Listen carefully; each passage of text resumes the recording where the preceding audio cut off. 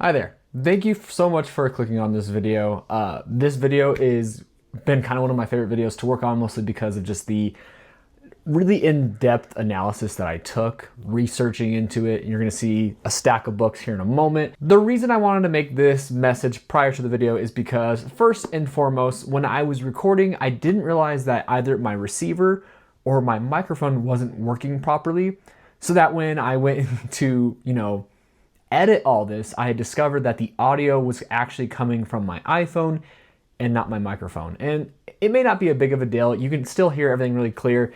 It just sounds kind of like what it is. It sounds like I'm recording in a room, and it's pretty much the sound of what all my original videos used to basically sound like until I got this microphone. I just want to say sorry for that, only because I try to make it to where, I have a standard for myself, and I really want to make sure that what I'm saying is clear and crisp and all that. Which kind of brings me to my second point.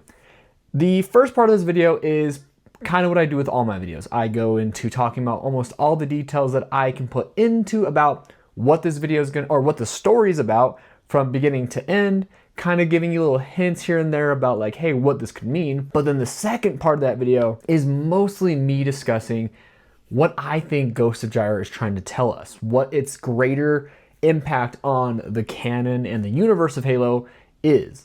And so what this means is there's a lot of stuff in here that is purely my own thoughts, opinions, impressions. So what I'm trying to say is that go into this with an open mind. You may not agree, especially if you've read Ghost of the Gyre. You may remember something that I just didn't remember while recording and researching, and that's fantastic. What I really want this video to be is basically a area of discussion for us to really try and figure out what it is Ghost of the Gyre is trying to tell us as fans. Where is Halo going? Now, I'm not trying to say that this is integral to the future of Halo, but I do think it has some pretty big impacts for the story. You'll also probably notice that what I'm wearing right now for this pre-recorded message ends up being in later parts of the video. And that's mostly because as I've been editing and as I've been taking time trying to make sure this video gets to its perfect points, there are also things that I have discovered along the way, and I want to make sure I clearly convey those. So, with that said, thank you so much for watching this video. I hope you enjoy it. And please, again, if you have a different, impression of what all this could mean, leave a comment. I would love to hear your guys' own thoughts and opinions on it. And I really hope we can just really build off of each other to try and create a full picture.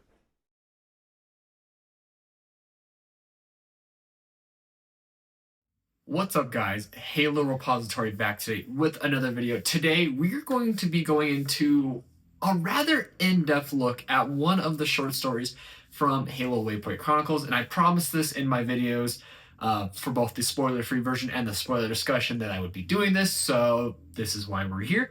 But we're going to be talking about Ghost of the Gyre, and this is a story that I've been really intrigued about ever since I first read it, back when I got the book a few weeks ago, so let's just jump right into it.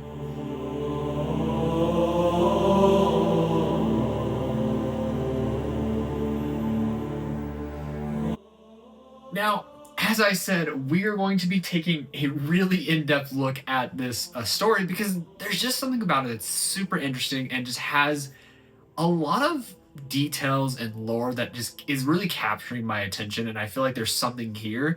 Maybe there's not, but at the same time, I think that it's really worth discussing and divulging. Let me just start off by saying this real quick. No, you do not need to read any of these books, besides maybe Primordium, to fully understand this short story. The reason why I have these all here is just to show you the rabbit hole that I have dug into, that I have jumped down to fully try and grasp as much of this story as possible. This is only if you're psychotic like me and really just want to try and do some really in-depth research. But no, you do not need to read all of these besides maybe Primordium to really fully understand and grasp the story.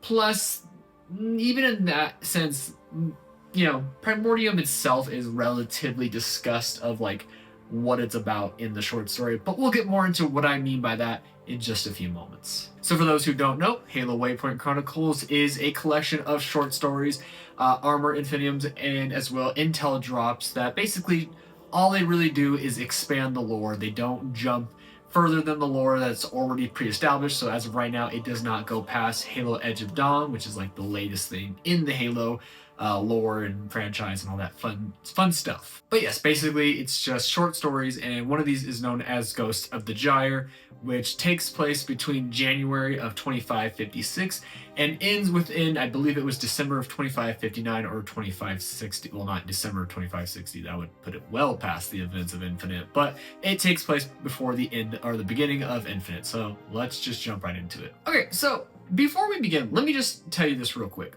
Before I actually tell you the full story of Ghost of the Gyre, I'm going to give you quick context of the story that is relevant to Ghost of Gyre from Halo Primordium. And you immediately get that because there's a quote from 343 Guilty Spark from Halo Primordium, specifically the very end when he's talking to the crew of the Rubicon about how he's basically kidnapping them to go and find the librarian. So this is the quote that you will see right when you look at the very first beginning of Ghost of Gyre. Know that all that lingered in me, the memories and emotions of old humanity when I was still flesh, is also hidden deep within you.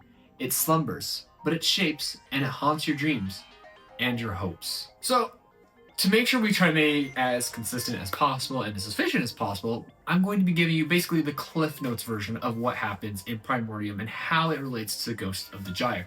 So, as you know with Halo Primordium, and if you haven't, I have a full video talking about it, so go watch that if you really want a full detailed explanation. But there's a part in it where our three main characters, Chakis, Venevra, and Gamopar, essentially encounter a Forerunner and a group of humans. And remember, humans have different like subspecies. Think like Neanderthal and Homo sapiens that we know about, but there's a lot more variety in these, such as ones known as Florians. And Florians is similar to another human that is a main character in these books known as Riser. I'll have a picture of what Riser looks like, just so you can get a sense of what a Florian human is. This group runs into like this other group of humans and this Forerunner. And this Forerunner is known as Gene Mender, Folder of Fortune.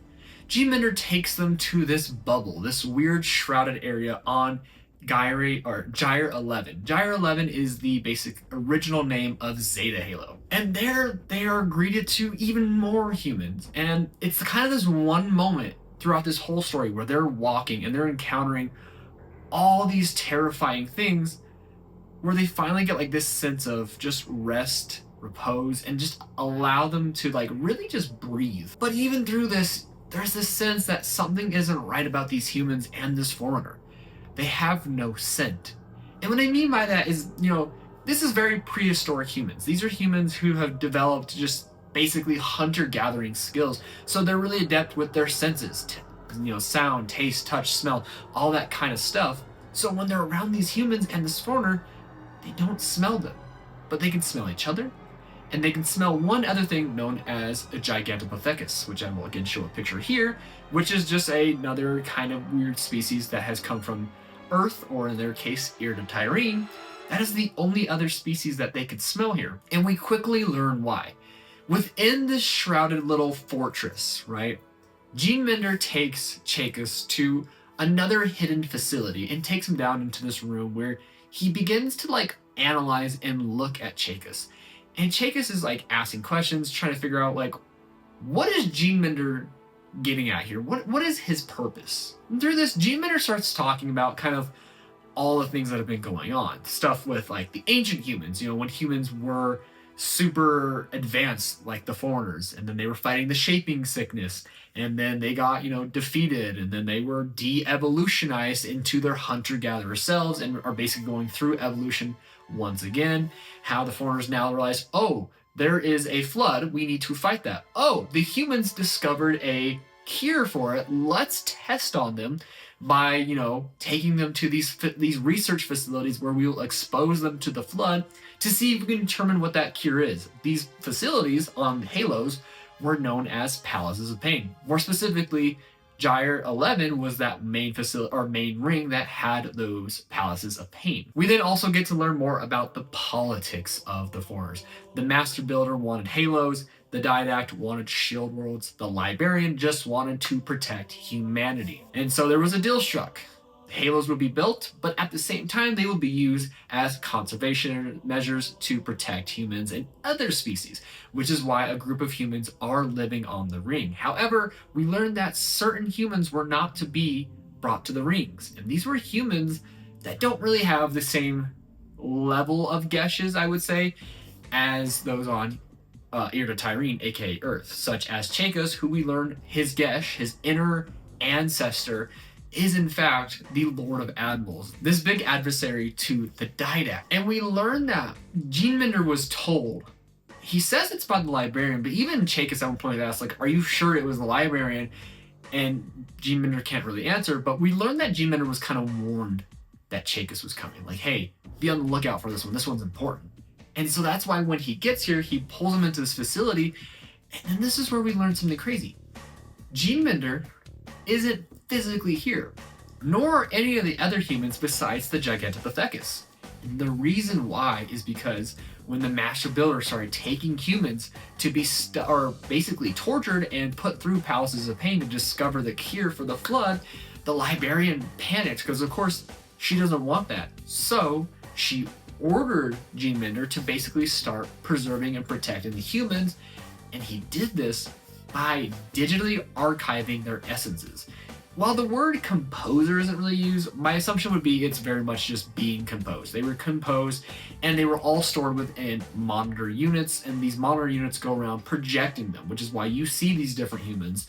But it's also why you can't smell them, because they're just basically holographic projections. And Geneminder did the same to himself, and he wants to do that to our group of main characters, more specifically Chakos, because he has a very ancient human warrior within him, and probably the most important ancient warrior within him. Chakos and his internal voice, the Lord of Admirals, basically immediately reject this and try to run, but Geneminder doesn't put up a fight, nor does he stop him.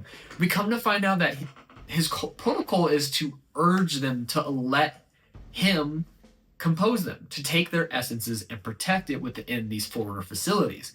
But he's not ordered to do it by any means necessary. So if Chakos says no, then Geneminder can't do anything else. And again, Geneminder now is a monitor unit. So this now monitor with a single blue eye is just kind of like following around Chakos until they leave the facility. And one of the main people of Chakos' crew, Gamelpar, this old man who has basically been living on the ring for a long time, is dying. Once again, Genemender's like, yo, we need to compose him because he has an ancient human within him. Like, we need to get that out. But Gamelpar doesn't want that. He even says it himself. He just wants to die. He doesn't want to become one of these things. He doesn't want to be archived. And so they say no. And this is where we kind of learn that it's better to die than to continue living in whatever aspect that they are asking you to be in. Death is more peaceful than living in this madness.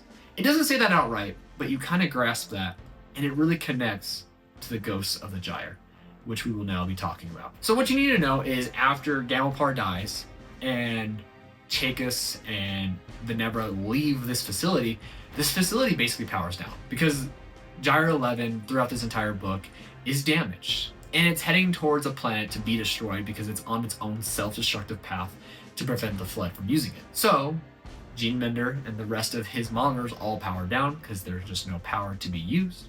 And that's the last time we see Geneminder Folder of Fortune and tell this story. But now, in the year 2556, January to be specific, we get to see Geneminder talk about what has happened since then.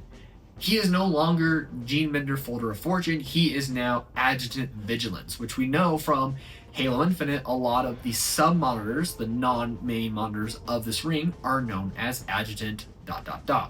So in this perspective, Adjutant Vigilance is Geneminder, still obviously a monitor. And at the beginning of the story, Geneminder basically does the same thing that he did with Chakos. He recounts events, foreigners, flood, ancient humans, de-evolutionizing, meeting Chakos. Not really saying the names, but just saying he's met humans. He tried to, basically protect them by archiving them, but couldn't.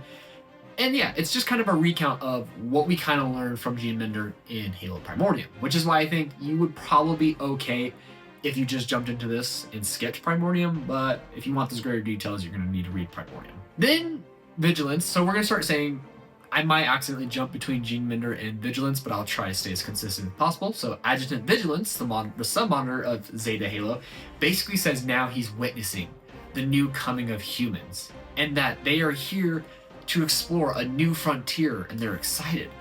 But from Vigilance's, perspective, they're not here to explore or to find a new frontier, but in fact, they're returning to a home they never knew was their home. We then switch perspectives to a group of humans, and there are 4 of them. There is Dora Emmett, a xenobiologist, Ellen Zoyas, an anthropologist, Michael Quinn, a marine escort, and Dr. Madeline Tress, who is basically like our resident expert on Halo rings. She actually has a book that she says talked about called How to Study a Halo, though it's mostly classified by Office of Naval Intelligence. I'm just saying this right now. HaloStudios, I need the book.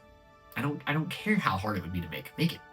I'll read it. I'll review it, and I will love it. I need a How to Study a Halo. But basically, what these humans are doing right now is observing a group of Rhinox utilizing honeybees. And these honeybee drones we actually see from the Halo Outpost Discovery stuff. They're basically just, drones that they can use to explore and observe parts of, well, realistically anything, but in this instance, they're using it to explore parts of the Halo that they themselves cannot reach. And we learn here from Dr. Tress that while most of the time, as again, she's an expert in studying Halos, it's very easy just to come to a Halo, find the cartographer, and once you find the cartographer, it's pretty easy to discover the rest of the ring because the cartographer tells you where everything's at. She says installations 3, 4, and 5 have all done this, but something about Zeta Halo is being weird. They cannot find the cartographer. It's almost like it's hiding it from them. What they're doing with these honeybees isn't just exploring, but right now, they're trying to get these honeybees to essentially disrupt this herd, or crash as they call them, of Rhinox, to get them to run away.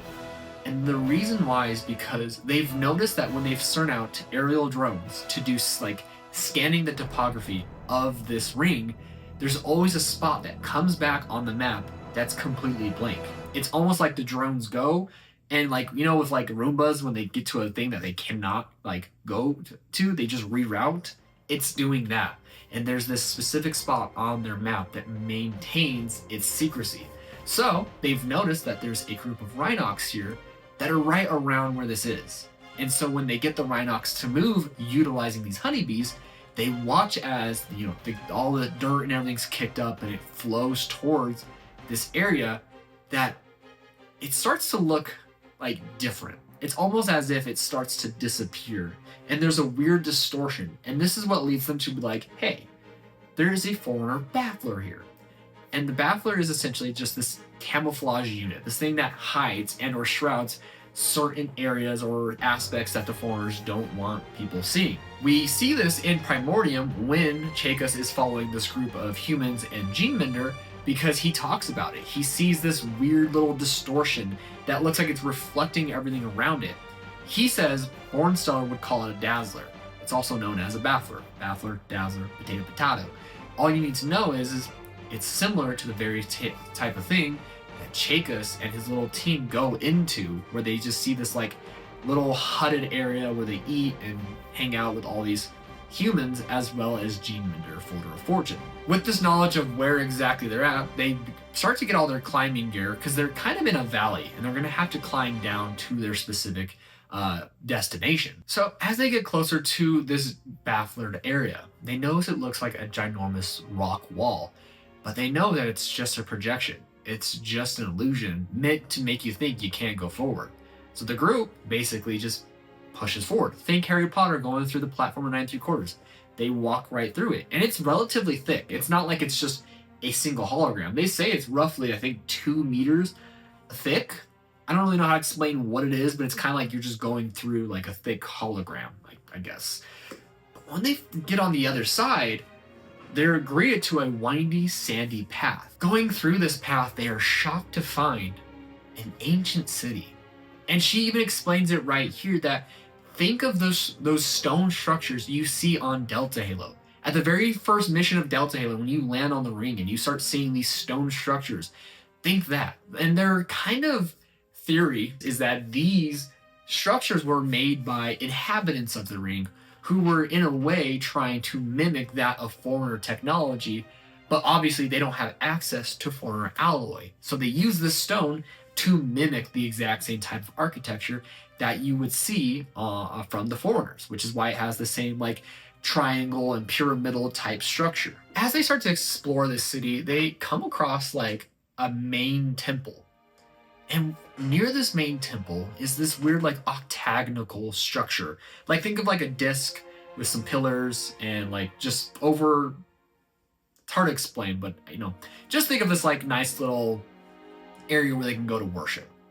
But in this little area, they find like this dais, and it has this weird glass orb on it. When they get up to this structure, and they come up to, and it's actually a basin that's holding the orb, not a dais, I'm sorry. But when they get up to this basin and they look into this orb, Madeline Tress herself says that when she looks into it, she feels like she can hear running water. And when she looks into this orb, it almost looks like there's water in it. But then she starts having a memory of this time when she was a young girl and she was on one of the beaches of Earth. And for a moment, she starts to realize that this glass orb is reflecting a memory of hers. And it kind of adds to her excitement. Like, what is this thing?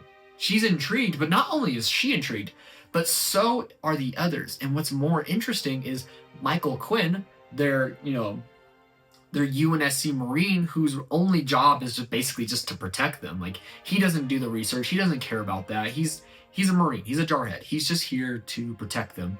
He himself, for the first time, is intrigued by this orb. And so there's a sense of excitement. Like, okay, we have 36 hours till our next check-in. We can sit here and explore, take back samples. We might have just stumbled on something pretty great. We then skip to another entry by Adjutant Vigilance. And I guess I should have said this first. Every time we switch to Adjutant Vigilance, it's him giving off like an entry, kind of like what monitors do. They place entries to talk about observations, thoughts, feelings, etc. He starts talking about the kindness of death. And it's something he learned from a human a long time ago. My assumption would be is he's talking about Gamelpar because of observing Gamelpar not wanting to be archived, not wanting to be composed. He would prefer just to die. And this is interesting to Gamelpar because he talks about, or sorry, not Gamelpar, but for Vigilance, because he talks about right here that the humans post-human Forerunner War would have preferred death to what actually happened to them. Because one of two things happened to you. Based off your status, right? If you were a high-end researcher, warrior, the Lord of Admirals, you were composed. If you weren't, if you were just like a common person, maybe a civilian, maybe a school teacher, whatever they had at those times, you were de-evolutionized. And I saw this actually, funny enough, in a Camishet video where he talks about too how we have long thought that the de-evolution kind of happened at a different stage in human development, meaning like, I guess they've never really explained how de-evolutions worked. We just know that humans went from spacefaring advanced races, being the next ones to uphold the mantle, to hunter-gatherers. But we were never told the details. And right here, Vigilance explains it as being something that's like, you are cognizant. You were put in this thing where it slowly takes away your comprehension. Your body physically changes to, basically like whatever it means to be de-evolutionized. Maybe you had 5 phalanges and suddenly you have 4. I don't know. Basically what you learn here is that these people were alive during the process. They could witness it. And it would be like your body reverting back to a baby. You lose comprehension. You lose understanding. You lose your physical ability that you have developed over time. And it's like it takes over a matter of days. It's not instantaneous. So it's practically hell. And then these humans that were de-evolutionized were then imprinted with those ancient ancestors now. What we would call the advanced ancestors, okay? These were the people who were the higher ups. It could have been if you were just a very basic grunt, you were no one crazy, right? It could have been your commanding officer who was high up in the human status line, and now they are imprinted within your physical being. And sometimes it's not even one. It could be multiple. He then switches over talking about how the contemporary humans have been exploring the ring for a year now. But the ring has been keeping things like the cartographer, the palaces of pain, the auditorium, and containment facilities hidden. And then saying that even them, the foreigners, have hidden their crimes well. Basically talking about, the endless. And this is important too, more than just the endless. Hiding their crimes is integral to this story. He then discusses how he would love to engage with these humans, to talk with them, but protocol forbids him from doing that. Despondent Pyre has all but ordered every summoner not to engage with the humans, which is why from, the moment we see the beginning of Zeta, or of the Infinity attacking Zeta Halo, up until Chief starts exploring the ring, of course, you don't see very many summoners talking to any of the humans in Rubicon Protocol. Obviously that changes with the Chief, but we'll get more into that in a later story. But yeah, right here he says he would love to talk to them. Despondent Pyre forbids it. He could go and talk to Despondent Pyre, but he himself has no idea where she is. She's been missing, and yet at the same time present. Like, they're given orders by Despondent Pyre, but none of them have really seen her. He then ends it off by talking about how, one thing I'll make note is it doesn't really say which humans he's observing. I know that sounds kind of interesting. You would think he's observing these humans given his connection to these Battler facilities, but it's never ever expressed that he's watching our specific group. My assumption would be is he's watching every human across the ring, so including them, yes, but I don't think he's ever really hyper fixated on these groups of humans, Madeline Tress and the rest of her team. But then he does say that he's worried about the humans' gene song, that the secrets within a human, aka their ancestors, is more dangerous, or at least something to be as feared as the secrets that are within this ring itself. We jump a year later. So no longer is it June or January of 2556, it's June of 2557. It starts off with a dream that Tress is having. In this, she sees a flotilla of ships firing down upon a brown and yellow planet. Many of these ships are using some sort of laser beam, while other ships are using gravity launchers to chuck asteroids at this planet. And then as they're doing this, another fleet of ships enter the system. And as that happens, the ships that were attacking, the flotilla ships pull back, while another set of civilian ships get in front. And the dream ends there. Tress then talks about that for the past 3 seasons that they've been here, there has been something trying to communicate with her through these dreams. Something in her head, but she's it's like the signal is being received, but she cannot figure out what they're trying to say. And then she goes on to discuss that the team hasn't been able to leave this area. They've been here. Ever since they came in January of 56, they've been here that whole time. They've never left. And the reason why is because the border that they crossed is hidden now. Problem is though, is even she herself says right here that even if they wanted to leave, they don't want to leave. It's almost like something is calling them here. But here's the kicker. For the past few seasons that they've been here, the team has been doing a morning ritual. They'll go up to this orb. They will speak or utter a word or something to this orb. The orb will then reflect it back to them. But then we learn here that once the orb does that. So let's say, for example, let's say you go up to this orb, okay? And right now you're watching this video called The Ghosts of Gyre, okay? You go up to this orb and you say Ghosts of Gyre. It's going to reflect that word, that memory you have with it, and then it's going to take it away. Suddenly you don't remember anything about the Ghosts of Gyre. You might have a vague sense. It's almost like you can tell there's a memory there, but you cannot access it. Think about when you're growing up and you start to, forget a lot of your memories, but you can vaguely imagine it. You can think maybe I remember doing this as a kid, but I cannot confirm that I actually did it. I feel like I did it, but I can't really remember. We then learn that the team isn't really worshiping the orb, but in fact, they're worshiping something else. And it's a machine that they call Shalamanda. And what Shalamanda does is it comes twice a season. But Shalamanda, at first, I thought might have been Vigilance. But then upon reading and listening to it, here's how Shalamanda is explained. And I'm going to show a picture of what I think Shalamanda actually is. It says that Shalamanda, which had a dish-shaped head, 3 blue eyes, and a plethora of arms, grapplers, and bipedal legs, all hanging from the bottom. So I can't remember the exact one, but I have a picture of it and I'll put the name of it here. But I'm believing this is one of the Sentinels. And the reason why I say this is because Shalamanda never says anything here. It's never said Shalamanda's talking to them.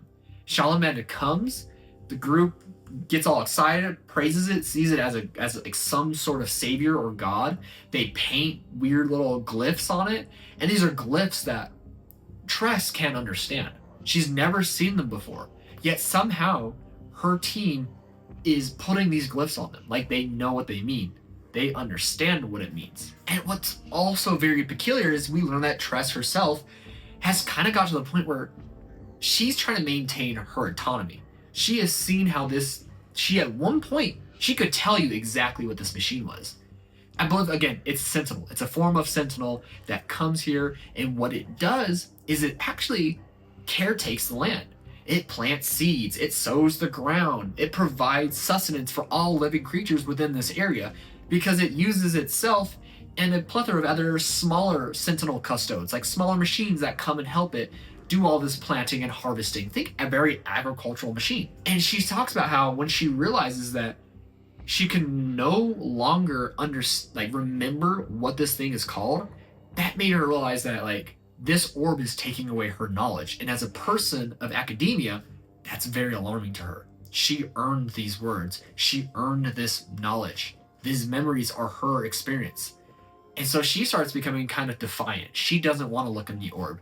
She watches as her team start to basically worship this orb, worship Shalamanda, and basically right here says this harmonious balance, the balance between the humans and living creatures, working together to live off the land, while Shalamanda and its little team of other Sentinels come and harvest the land. This harmonious balance that her team worships through Shalamanda is skewing any other aspect of their lives. It's like they're losing who they are, and they're reverting back almost to a kind of hunter-gatherer-esque life. We then switch over to how Tress is still very much wanting to explore and to better understand what this area is.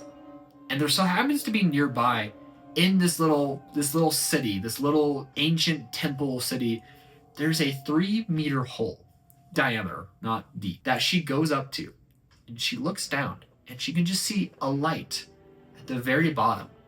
And she wants to go down here. Fortunately for her, she has at least 800 meters of rope. Her rope, her team's rope, and backup rope.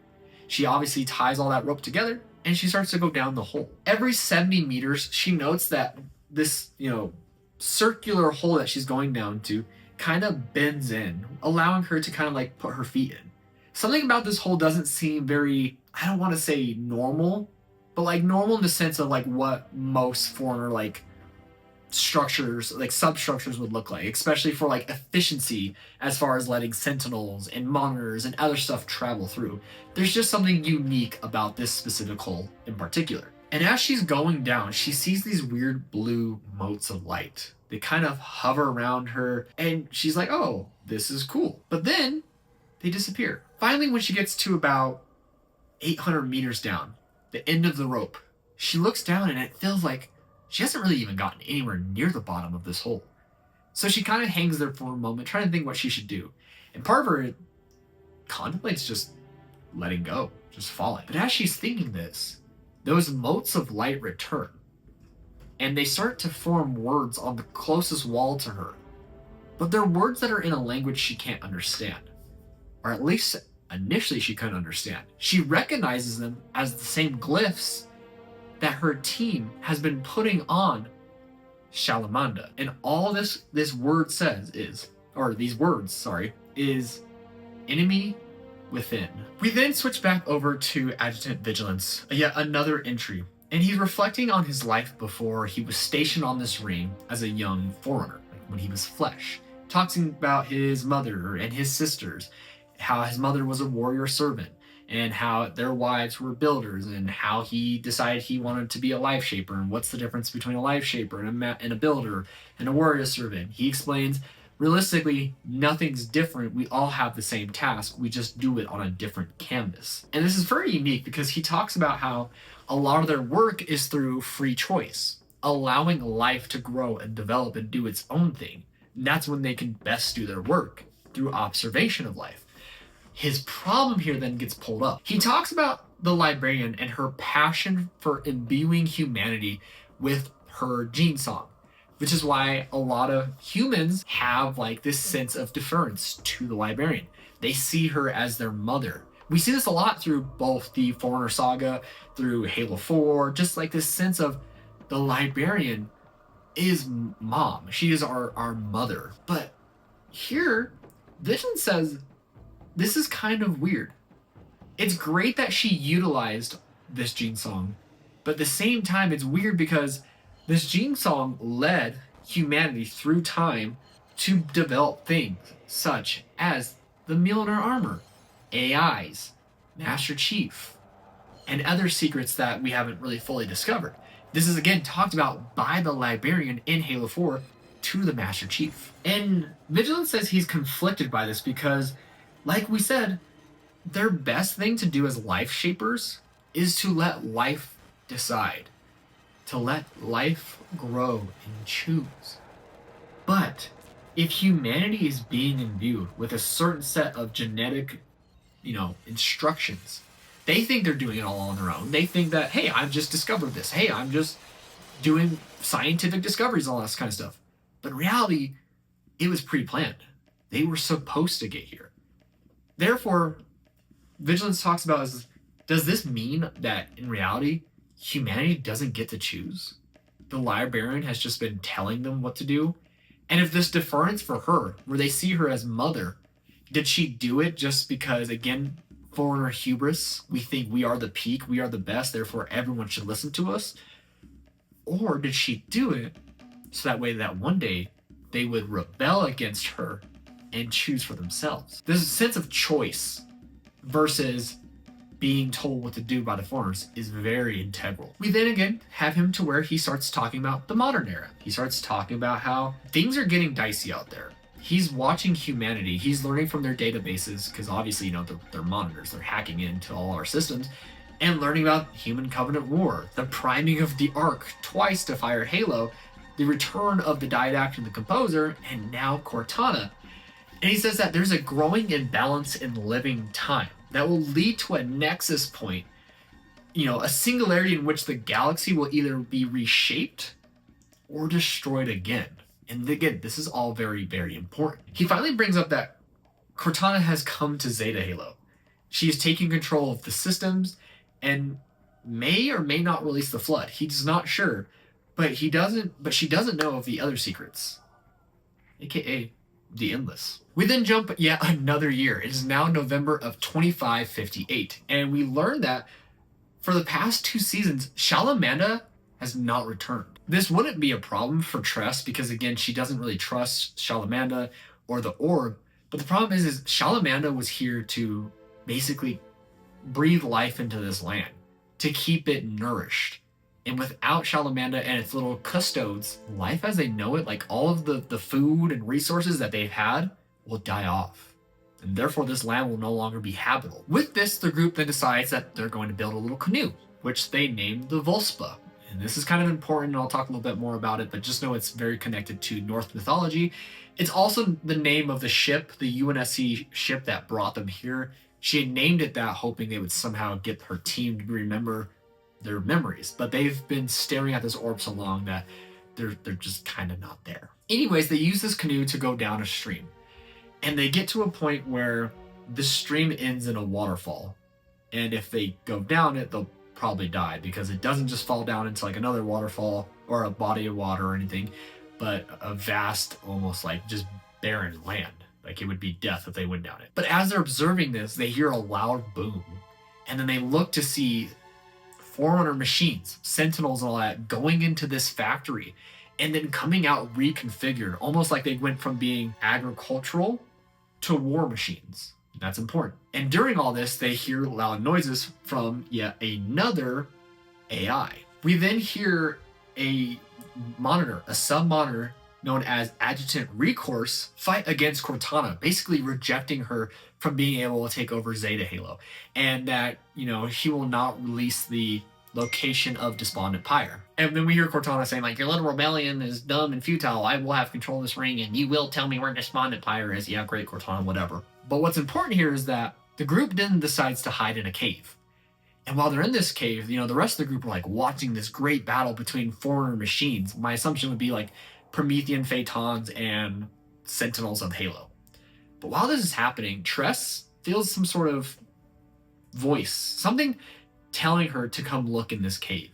So she goes deeper in, and inside she finds a painting. And at first the painting isn't anything crazy. It's a lot of humans, hundreds of humans, but also aliens, what she would assume are maybe foreigners. And they're all piled up on each other, looking disfigured and looking weird. And she's noticing as she's looking up from this painting, they're building up, and they're all kind of reaching up and holding this weird gray disc. And I'm going to just tell you what it says right here, because I'd rather just have the perfect words for it. Upon this disc is a monster with many arms and many legs, like the husks of a shriveled spider. And next to that weird, terrifying spider is a machine with a single green eye. And this observation of this painting causes the ancestors, the people that are currently part of her gene song, they all start panicking and freaking out. Like there's this sense of dread, and they want to run away, and they want to go to the orb so they can just forget everything. We know that this is basically these humans and foreigners are flood infected, and they're holding up this disc that is also holding the primordial. And next to the primordial is Mendicant Bias. Upon seeing this painting, she starts to fall down. But as she's falling, suddenly she feels like she's falling forever. And that's when all the voices within her, this voice that like she's kind of been having but has been remaining like secretive and kind of hidden, suddenly starts speaking. But it's not one voice. It's many speaking as one. This is where it gets really cool. And so let me tell you right here. The voices rise saying that they are the ones who scoured the shaping sickness from the galaxy and fell at Chatham Hakor. Then they say the moment she has been searching for, the dream that she has been having, is one that those who have lived it dreaded it for having lived it. And this is where they kind of reveal their secrets. Suddenly Tress is aboard a starship. But she's not herself. It's like she's watching the memory through the eyes of a Florian. She is now 3 feet. And yeah, again, think of a Florian type human. My assumption would be more advanced, wearing more advanced clothes, because this is pre-de-evolutionized. But this Florian looks to its companion, a Sanshayum female. Because remember, this is a time when Sanshayum and humans were allies. And this Sanshayum's known as the Lair. And they are currently in the midst of the Plague War. And we see that they've been called here by the Lord of Admirals because they are all currently getting ready to attack a planet. This planet is the yellow and brown planet from her dream. There's a reason, though, that they're doing this. They're not doing it to defeat the Flood, but to essentially test something that they've learned from the primordial. Within this fleet are a few military ships, but at the same time, it also has civilian ships. And these civilian ships go in, and they're all filled with people. Some of them might be military, but most of them are just normal people. And they're all imbued with artificially programmed genes. And there's an expectation that these artificially programmed genes, when exposed to the Flood, will prevent their body from being brought back to life. Basically meaning that the Flood can affect it, but it won't work. The infection will stop. They will just remain dead. So they come to this planet, they fire on it, they're launching asteroids on it, and that other fleet that shows up are Flood-infected ships. And then when that happens, all the military ships, so the one that Tress is viewing from, they all pull back, they let the civilian ships go in and just be infected. And they're watching and listening from a distance, and they can hear screaming and just all the people being attacked by Flood. And what they notice is this: the people who have had infection pods break into their chest cavities and burrow its way into their bodies remain dead. And at the same time, those who breathed in Flood spores who were like choking on the deadly plagued air get up. Like, they're fine. They're going to need time to recover, but they don't die. And they're not infected. This leads them to believe, we've done it. We found the cure to the flood. It sucks that we had to send people in there to test this, but there was only one way to find out. This is the cure. This will prevent the flood from spreading, from growing. Ladies and gentlemen, we've won. But well after this, after the war between humans and foreigners is over, and they're defeated by the Didact, and they're de-evolutionized, the humans learn that the cure never existed. In fact, the flood could just choose when to infect and not to infect. And that humanity was just caught in the middle of a vengeance story from the precursors. Because the precursors are the flood. The flood are the precursors. And this vengeance story is between the precursors and the foreigners. The flood, or the primordial, used the humans to trick the foreigners. It allowed them to think there was a cure. The primordial said, hey, here's the cure. Go try it. They went and tried it. And then obviously, being a hive mind, the primordial told the flood, or the flood told itself, don't infect. Stay dead. And this will make the foreigners think, hey, there's a cure. So after the foreigners defeated the humans, realizing that might be a cure, they started, testing on humans, wasting all their time and resources on testing on these humans, trying to find the cure through their essences, not knowing there was no cure. The old spirits then asked themselves, when will they, humanity, have control of their own fate? When will they be free from these games of gods and demons? 2 days later, Tress wakes back up. Now she's back in the temple from where they first originated with the orb and everything.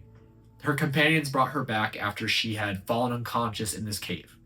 And she asks them what happened, and all they say is, Shalamanda is gone. So then we switch over to Adjutant Vigilance.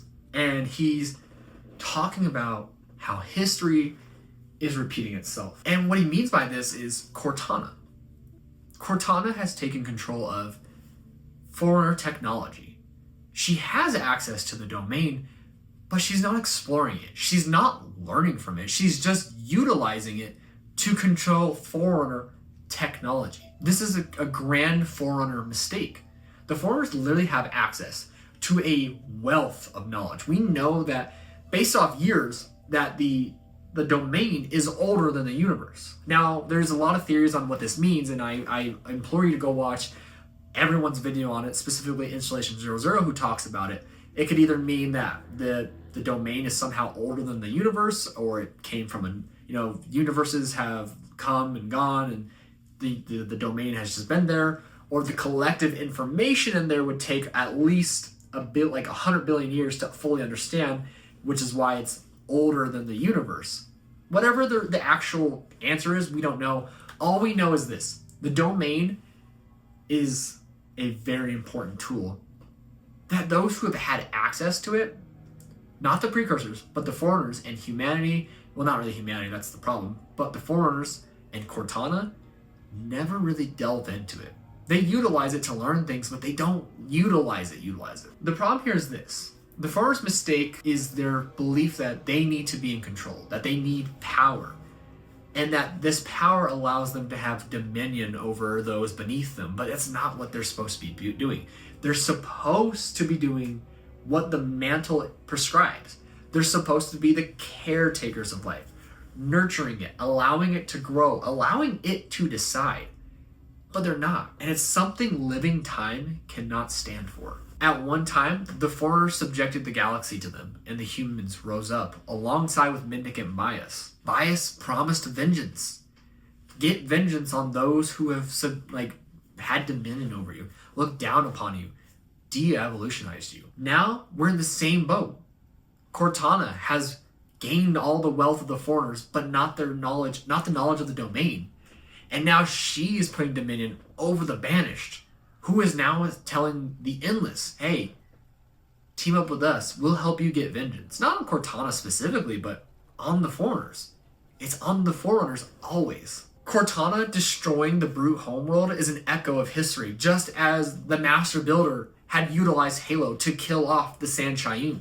These are echoes of history repeating itself. He even then goes on to explain that the Librarian was wrong.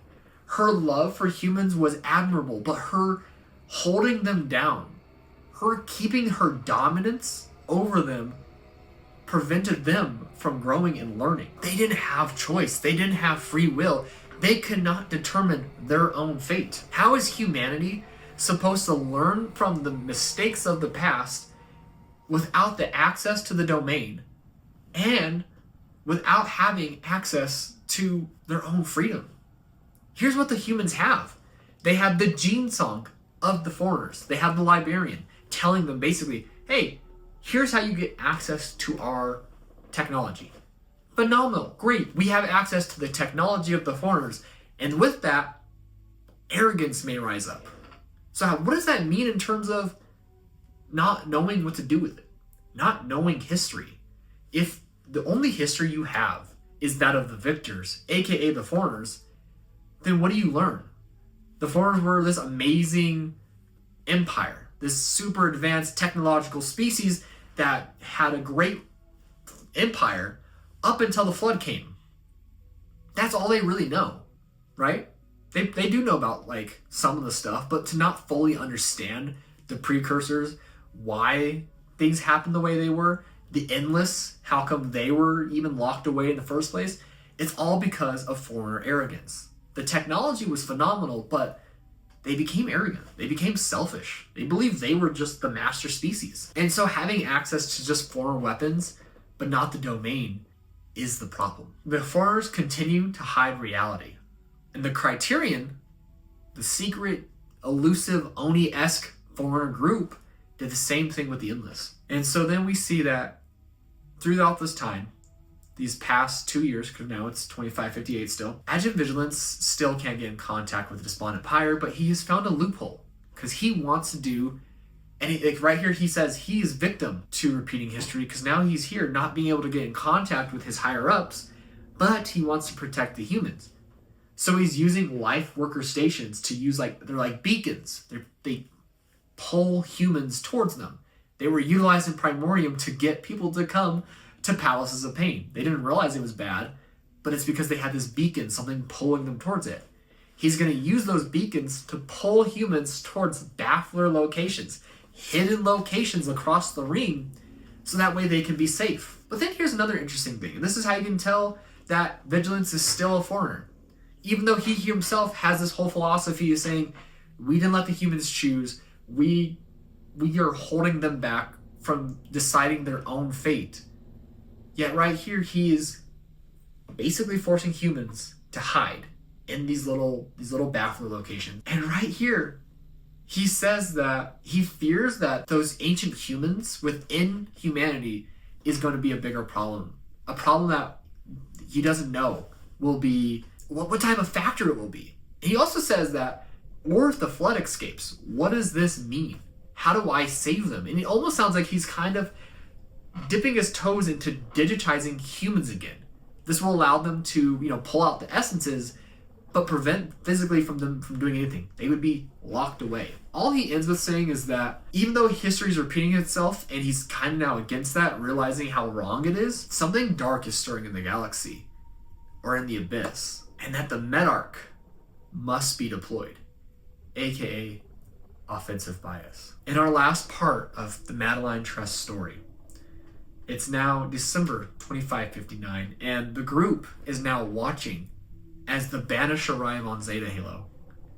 And they come down, and a drop pod lands in this little baffler location with our group. And out comes an elite. And Michael Quinn, who instead of using his MA-40 assault rifle to engage with an elite like he should have done, screams, "Shalamander will save us," with a spear. But upon seeing this elite, the ancestors of old within Trust get angry again. And she falls into another memory where we see in this memory, people, humans, and children are hiding in this really tight storage compartment. And out opens and pulls them out are ancient elites. Who the right here, the ancestors call ever the loyal subjects. Basically meaning these elites serve the foreigners even then. When the memory ends right there, we see that Quinn is dead at the hands of this elite, who also happens to have a diamond-shaped energy shielding, which is so cool because if you don't know, that was one of the original concepts of an elite, having like this diamond-shaped energy shield. The elite then fires on the other group. The other two girls that were, the anthropologists and the xenobiologists, they start to run. We never see them again. They run away. It doesn't say if they lived or died. But while he's firing upon them, they hear a loud noise. And they look over to see a piece of the Halo ring has just fractured. And on top of that, Efsu, I think that's what it's called, Efsu 1, the ring's anchor planet, then disappears from the sky as the planet goes into slip space. The shockwave of the ring's fracture then comes, and it's gonna hit, and it starts to like pull up trees and all that. Like we've seen this in Rubicon Protocol, that when the ring fractured, there was a huge shockwave felt across the entire ring. And so the elite panics and runs in to Tress, and they both go flying down that hole she had investigated earlier on. And while she's falling, she has another memory. And in this memory, we see the elites in the ancient times bringing humans before the foreigners.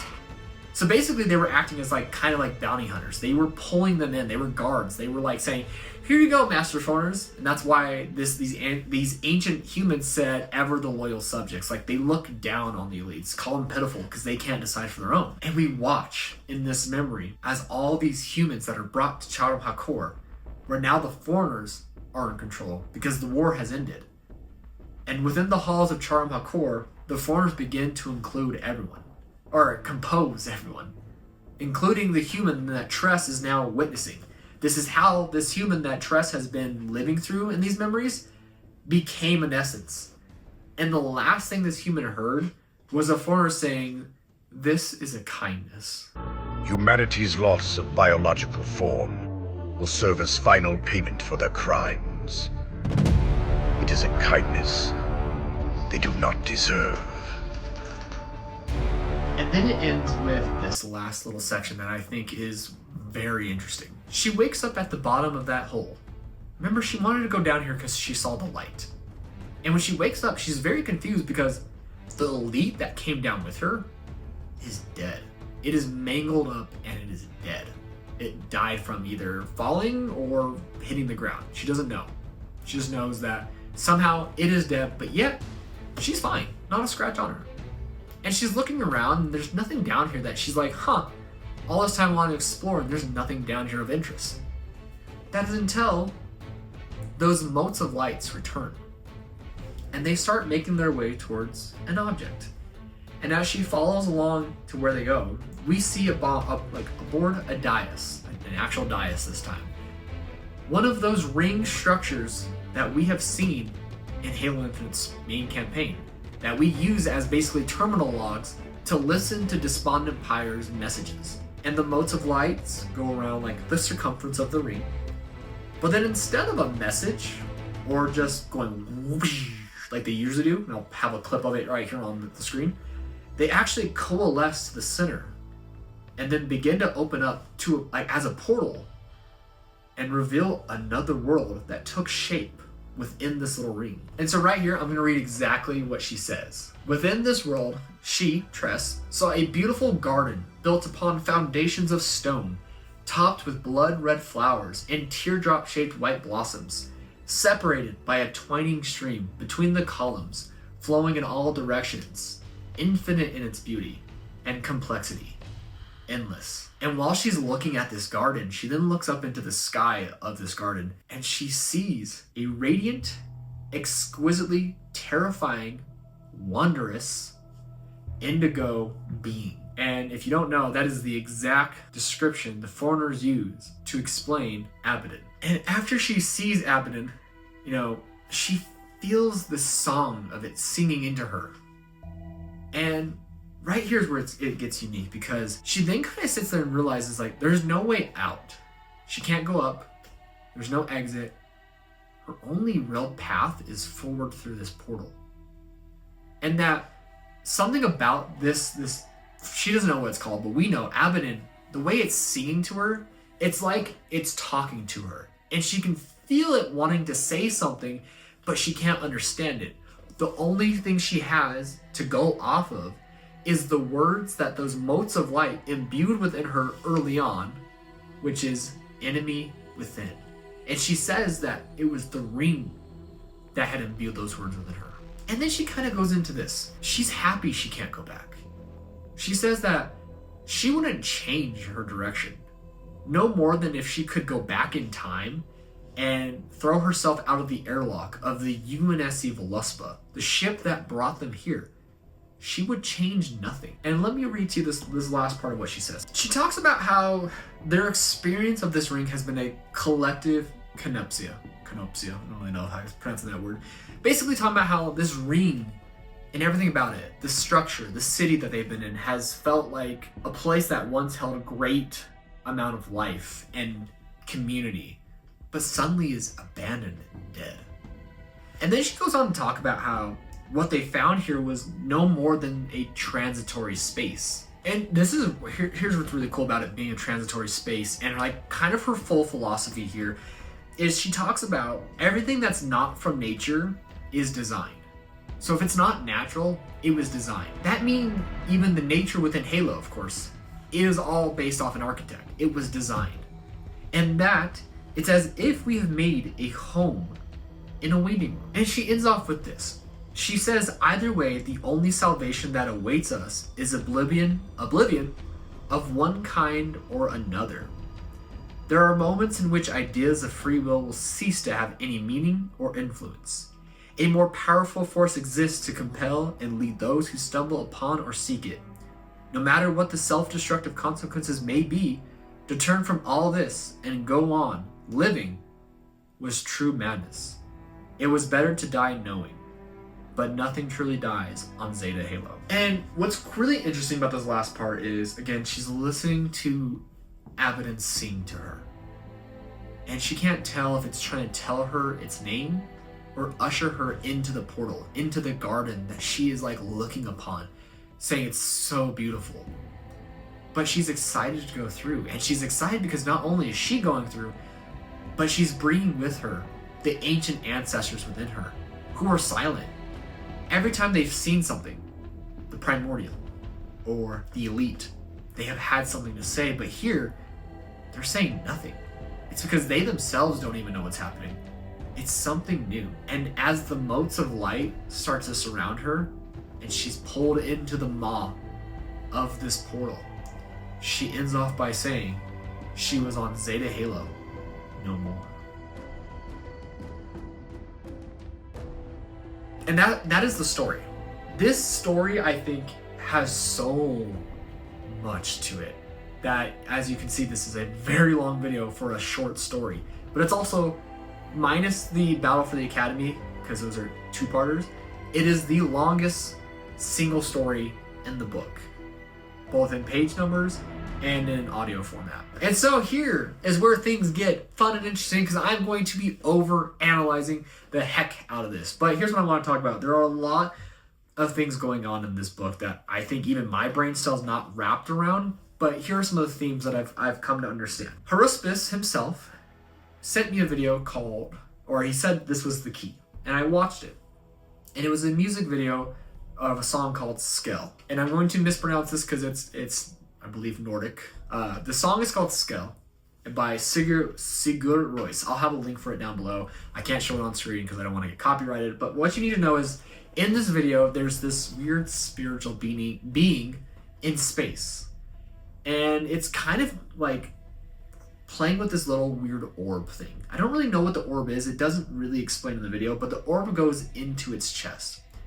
And then this weird little like shifting piece comes towards this being, and it opens up. And when it opens up, it's a circle, and it reveals within this circle a world that is beautiful, almost like a garden. You see a river, you see trees, you see just basically almost what's explained in this book, just a beautiful world. But then this same little circular, I don't know if it's like a portal or what it is, then you go right back into it, and now you're met with like this weird chaotic swirling thing that's like doing some strobe lights.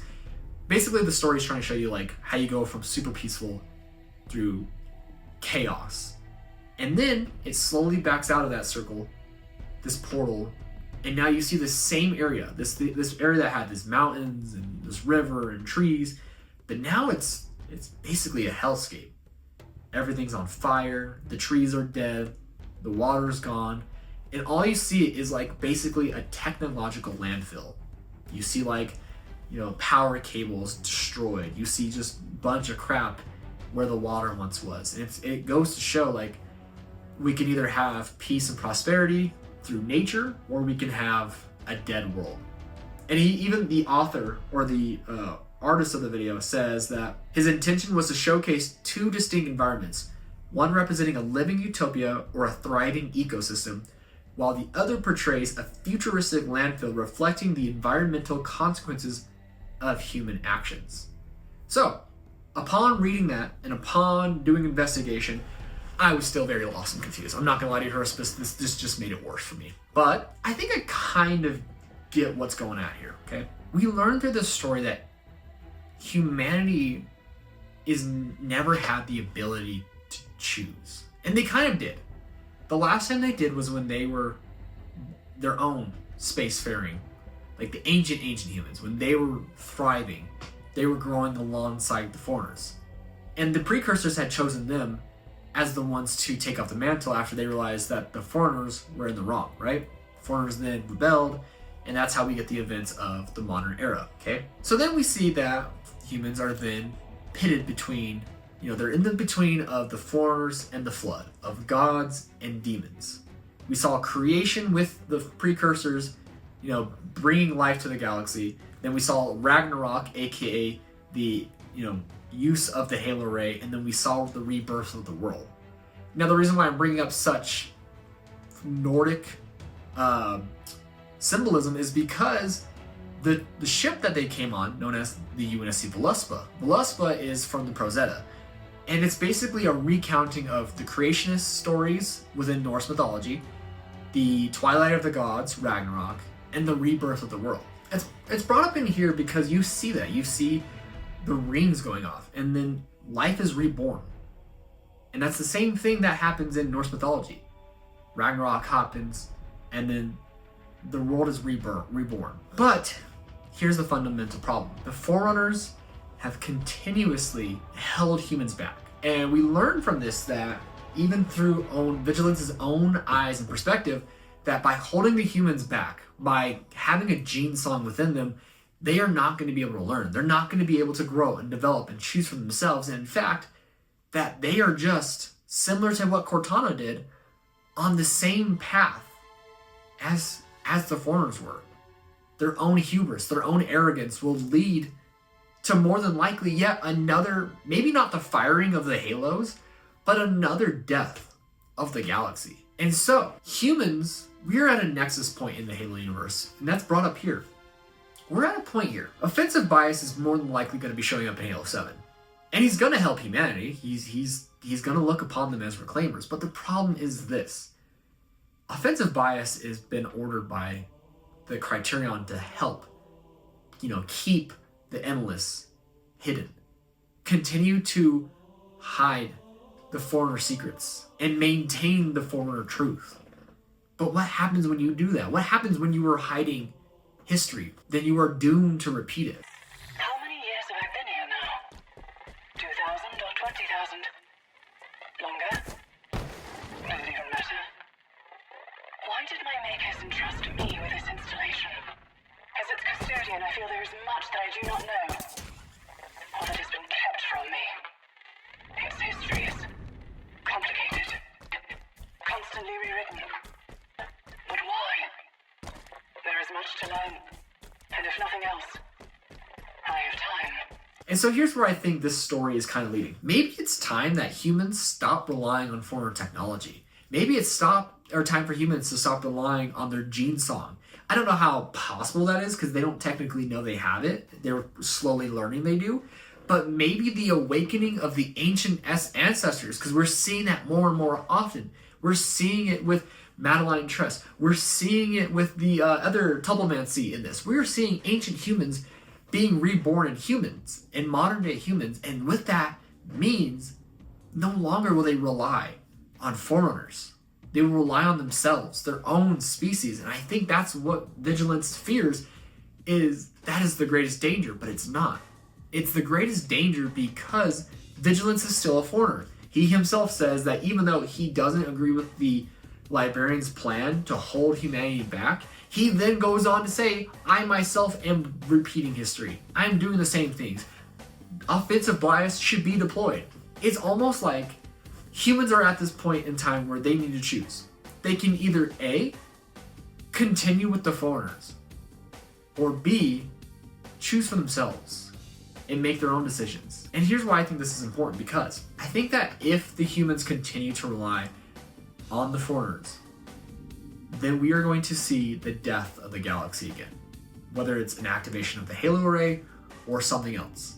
Therefore, you get to that point in that video that I talked about where you see this futuristic landfill, this death of the world, the death of the galaxy, or humans stop relying on the artificial, aka the foreigners. Because even it says right here, just the way in which, we glorify the Halo rings is great. Like, we're learning, but it's not natural. It's not part of nature. It is part of the artificial. It was designed, it was built, and it was built by people who were arrogant, who didn't get the memo, who were not following the mantle, who were not living within the balance of living time. In fact, they were estraining, they were pulling it back, they were fighting against living time. They talk about it. But ancient humans were living within living time. I can never say it, but I'll put it right here. The Dawa Mau, whatever, like this philosophy ancient humans had was basically living within harmony of living time, of nature.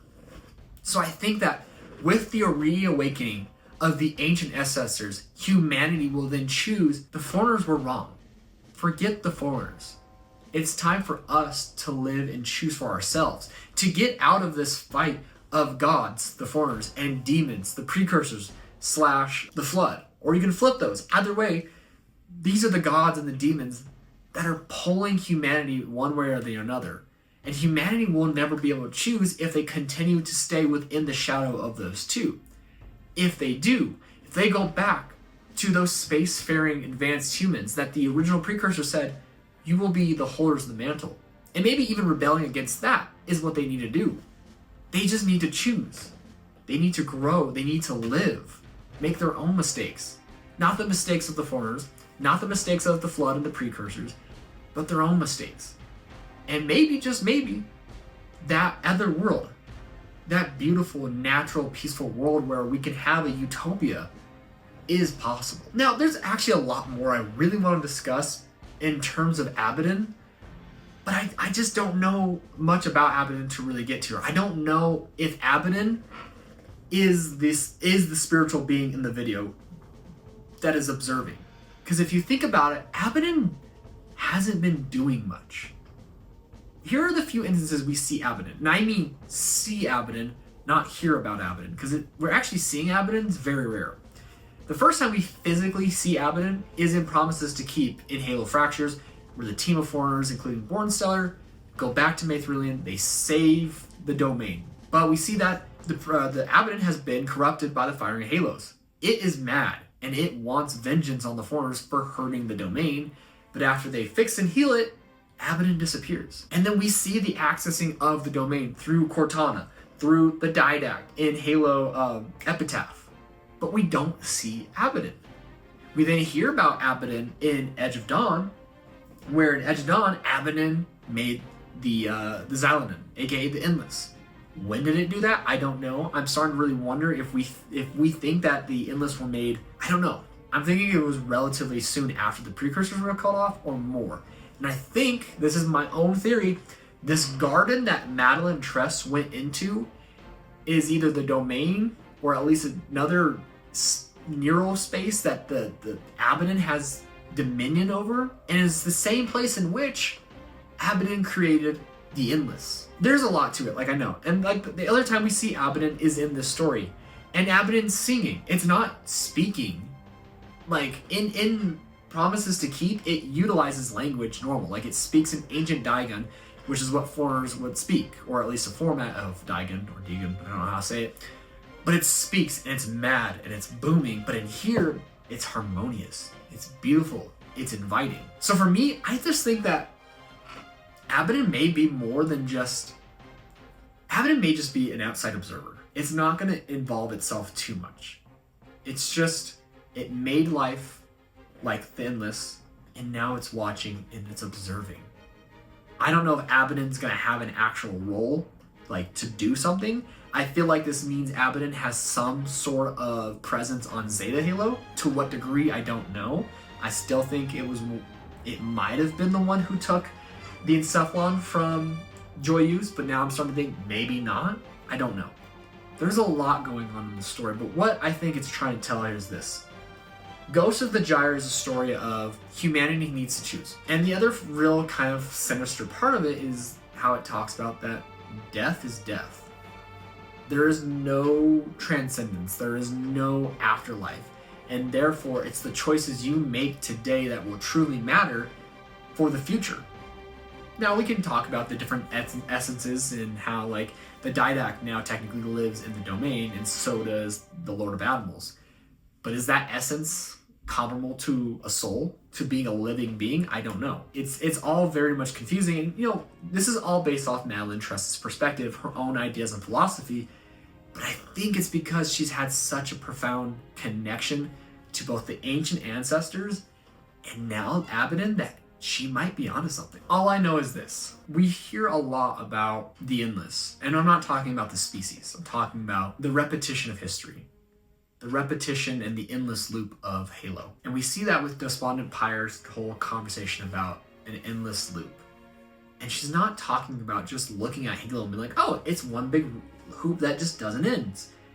She's talking more about life and living time. Even though time may continue to go forward, and only time itself can look back and look at the present and look at the future, there is still there's this problem within time where we repeat it. And it's because of certain factors. In this instance, it's the foreigners. And maybe, just maybe, time repeated itself previously with the precursors in another species.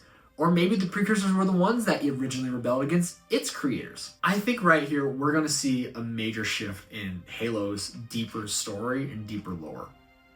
I do think, like, we're going to have to see, and I think, of course, it'll end up probably being Master Chief in Halo 7, where maybe he kind of pushes humanity in that way. He himself will probably say something along the lines of, like, well, maybe not say it, but he'll do something that shows that instead of relying on foreigners, because, you know, you have it to where Chief is skeptical about a lot of things. You know, you have it to where Joyous is a very much, this ring is so beautiful, and la la la, and Chief's like, this place sucks. But what I'm trying to get here at is, I do think we're going to see a major shift. And this story is telling that.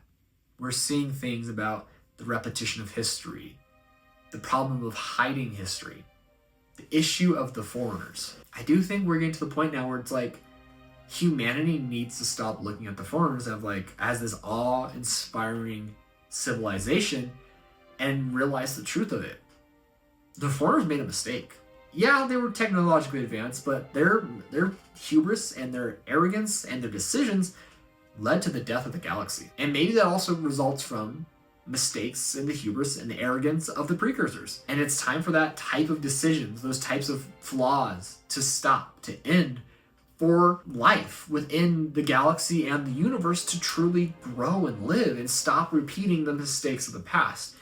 Will humanity be the one to do that? I don't know. I do feel like a lot of the times in the Halo universe, they really try to push that while humans are never perfect and never will be, humanity is something else. They're more than what, you know, we believe them to be. That's why the precursors ultimately chose them to be the next inheritors of the mantle. That's why the foreigners look down upon them so much, not because they actually think humans are primitive, but because humans, they actually might be the caretakers. And that's hard to believe because we're human. You know, we've seen how dumb we are. But I think it's also kind of like when you look at other media, like Interstellar, like, yeah, we make mistakes. We're not perfect. Today and tomorrow we'll probably do something dumb, but that doesn't mean through time and progress and our own growth, we can't achieve amazing things. In Interstellar, they achieve the ability to create wormholes and help people teach the laws of gravity so that they can harness gravity and travel away from Earth. Like, it's those types of things where it's like, in the moment, in the present time, it feels like there's no possibility that we can reach this, but there's still the future. And the choices we make now will have an impact on that future. We can choose to rely on the foreigners and their their weapons and technology, but avoid, or like just not work with the domain and truly understand existence and the galaxy and the universe and living time and all this very deep philosophical stuff that I myself am solely not an expert in. This is all my own theories. Or humanity can just finally pick itself up, not look down, but not be held back by the gods and the demons, but live their own life and create a future where maybe, just maybe, instead of a futuristic hellscape dystopia, we can create a world that is beautiful and a garden, twining streams, and just peaceful. Another huge thing I really want to discuss is the enemy within part. And there's a reason why. I honestly don't know who the enemy within is referring to. Upon my first initial reading, I thought it was talking about the Endless. That would make sense. You know, there's this secret species that's hidden within Halo. And clearly, the foreigners perceive them as an enemy. I mean, they imprison them here on this ring.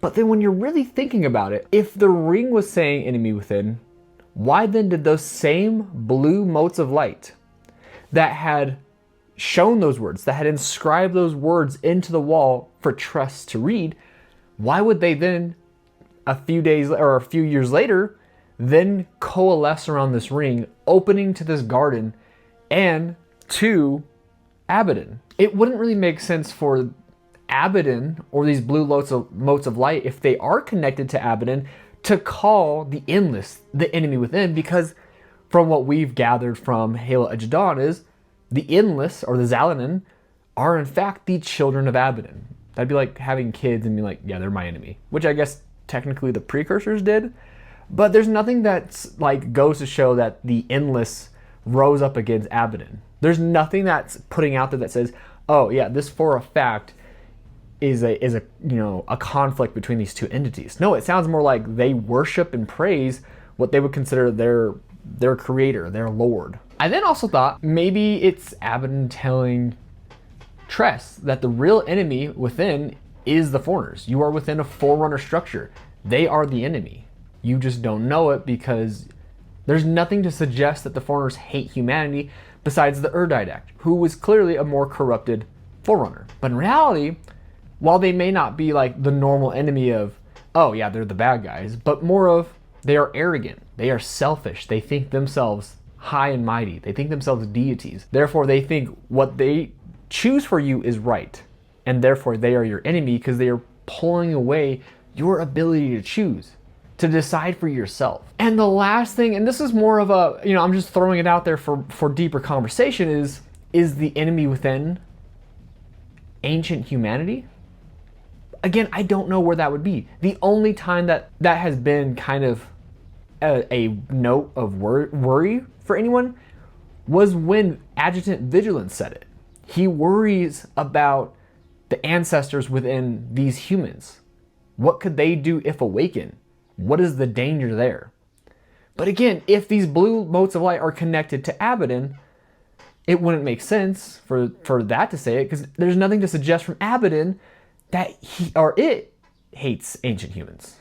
In fact, I would assume that it prefers ancient humans because they were the ones that were free from the foreigners, and they were the ones who were going to be chosen by the precursors to uphold the mantle of responsibility.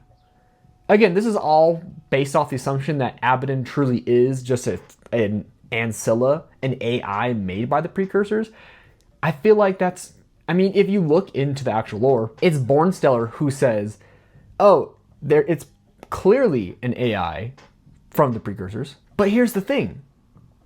Just because, you know, they have their own understanding of Ancillas and AIs, that doesn't mean they automatically know that this is clearly a precursor AI. I understand it uses holographic projections to portray itself in different locations, such as in Promises to Keep from Fractures, but that doesn't mean it operates and works like a normal AI. It also doesn't mean that the precursors made it, especially since its own duty, Abaddon's own duty, is to, you know, be the protector and like the head of the domain. And the domain's old. There's even this theory that maybe the domain wasn't even made by the precursors, but just utilized by them. And that the domain itself is one of the oldest things in the known universe. Maybe even older than the universe. One other thing I want to discuss is the orb. Clearly the orb is removing these people's memories, but also making it to where they're very in tune with nature, even if it's artificial nature. They love Shalamanda because Shalamanda cultivates the land. Shalamanda protects the land and makes sure that this land works. Again, it's for that human, I can never remember it, and here I am again, later recording, but the human philosophy of Dao Madu, something like that, I'll have it right here, where it's like just living in, you know, tangent with living time, but also living in tangent with nature, actual nature, not artificial worlds. So then is this orb, which has never, from what I can tell, been seen before, never discussed by Adjutant Vigilance in this book, or discussed by Gene Mender, Folder of Fortune, in Primordium. This orb has just appeared here, and it seems like it's stripping these humans of more than just their knowledge, but I wonder if the ancestors are still within them. I don't really know if that's true. I feel like this is a very hypothetical point, but I feel like this orb has a greater connection to the Endless and or to Abaddon. I just don't get, the only thing I could see is it's doing something to these humans that pulls them back to being more cave-like, because there's this part where Michael Quinn, the Marine escort, instead of fighting an elite with an MA-40 assault rifle, which, you know, you would do given what you've experienced through life with the Covenant, instead uses a spear. And clearly that spear is not going to work against an advanced military warrior unit with an energy sword and combat armor and a diamond shield. Is not going to work. So why did Michael Quinn go in there with a spear screaming, Shalamanda will save us? Why did he revert to such a very weird cave-like person? Hit him with the ooga booga, you know what I'm saying? Is it a way for Adjutant Vigilance to try and strip the humans of either their intelligence or of the ancient humans within them? Because it's never described if these other folk have an awakening, if they can hear their ancient ancestors. It's never described, but only in Tress, who has pretty much stayed away from the orb. So, my two things. Is it connected to Abaddon in some way? But again, if that were the case, what is its purpose? Abaddon has not shown to have any sort of anger towards humanity. We've seen the Endless have, but even at the end of Edge of Dawn with the Harbinger's Lament, she even says that if only they could see what kings they were meant to be rather than under the shadow of a sundered star, which is the name of the didact. It feels more like humanity is just, once again, like I said, caught up between gods and demons. And the Endless would love, or at least in this case, the Harbinger would love to try and convince humanity, bro, you're being lied to. Lock in. I mean, that is kind of the fundamental story of Infinite, is that humanity's been lied to. And when she means by, maybe, you are not the future, or you are not, like, you know, even though she even calls them a reclaimer at one point, it isn't to the degree that humanity thinks they are. I do think the part where she says you are not the future is a little weird, and it may be just because since they are precursor-esque, they're kind of saying, you know what, y'all have messed up in the galaxy, we're taking control back rather than, you know, letting humanity take control or letting the foreigners take control. That could be what that part's about. But I do feel like with the Harbinger's Lament, with who Abaddon is, with who the precursors are, we see that they're trying to open the eyes of humanity to not rely so much on the foreigners. But that is it. I feel like I could probably go on for hours talking about this, but I think at one point I'm going to go crazy. So I'm going to go play a lot of 007 First Light because my brain hurts. What you need to know about Ghost of the Gyre is it is a very intriguing story for such a small bit of this book. And I think that this story itself is going to have lots of implications for the deeper lore going forth. Do you need to watch, read, or do anything to prepare for this? Personally, no. I think, again, you could read Primordium, but that part is such a small part within the book of Primordium that it's not worth it. You can read it, you can get the details and a better understanding of Gene Minder, Folder of Fortune, aka Adjutant Vigilance, but I don't think you need to go into that book first to get this. Just letting you know, if you go into this and you're psycho like me, please feel free to also, comment about this. And one thing I'm going to say before I end this video, and I need to apologize to this person first, I got too deep into my own theories and all that I totally forgot that I was going to mention you in this video, so I'm going to do that right here. I do think that your theory is still really good. I do think it's something I want to study more. This has actually become more of a study of the meaning of the story rather than Abaddon. But to Bastion70, who brought up in my previous video of the spoiler version of Waypoint Chronicles, they said this: Guardians in Halo 5 by Osiris were said to be singing several times when on Meridian. Abaddon's form is that of a guardian. A twining stream flowing in all directions sounds like living time, past, present, and future. And Garden could be a Garden of Eden allegory. As a Destiny player and lore fan, this sounds very Black Garden like red and white flowers, streams in all directions. This could also be alluding to what the librarian said: living time needs heroes and villains, the flowers representing both. You also had the organic domain on Path Chthona and Silentium. Is this another one? Possibly.